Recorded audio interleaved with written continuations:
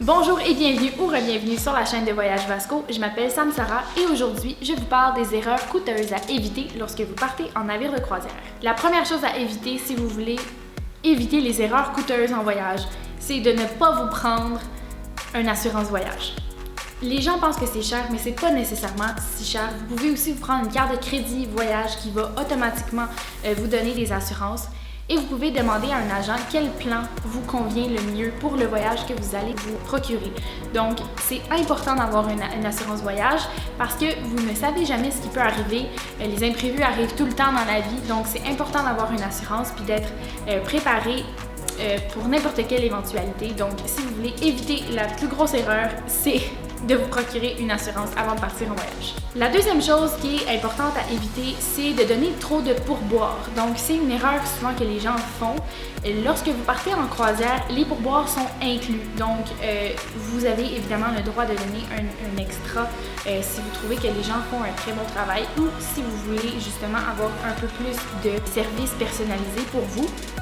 Par exemple, pour la femme de ménage, si vous voulez que les choses soient extra propres, vous pouvez évidemment ajouter un dollar sur l'oreiller ou peu importe, donner quelques dollars au serveur qui s'occupe très bien de vous pendant votre souper. Donc, c'est important de remercier les gens qui travaillent pour vous, mais il ne faut pas surtiper non plus parce que le pourboire est déjà inclus dans votre forfait de base. La troisième erreur coûteuse à éviter si vous voulez sauver un petit peu de dollars, c'est en fait de penser que vous pouvez juste prendre vos excursions avec le navire de croisière.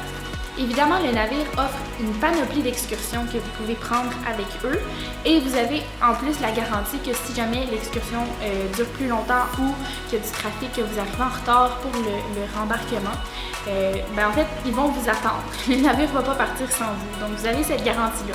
Par contre, si vous prenez l'excursion avec des locaux une fois sur place et qu'ils arrivent en retard au navire, ils ne vont pas vous attendre parce que vous n'avez pas pris l'excursion avec le navire.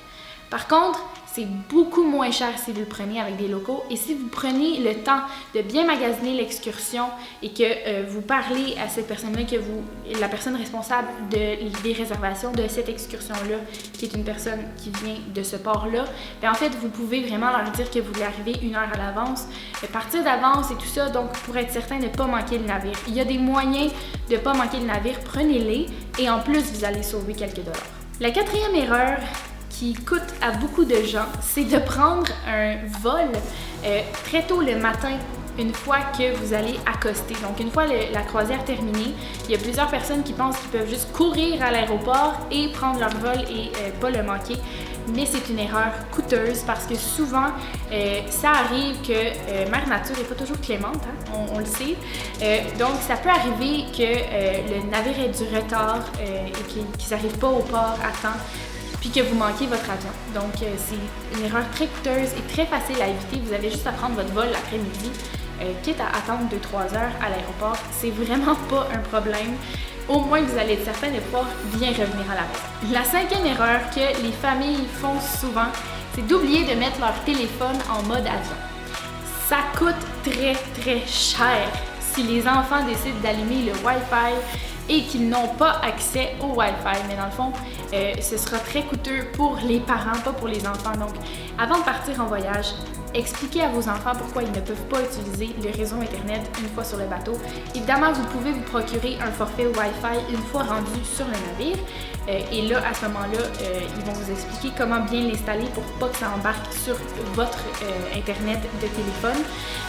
Donc, il y a plusieurs moyens de faire attention à ça, mais la première chose à faire, c'est de le mettre en mode avion. Comme ça, on est certain qu'il n'y aura pas de surcharge.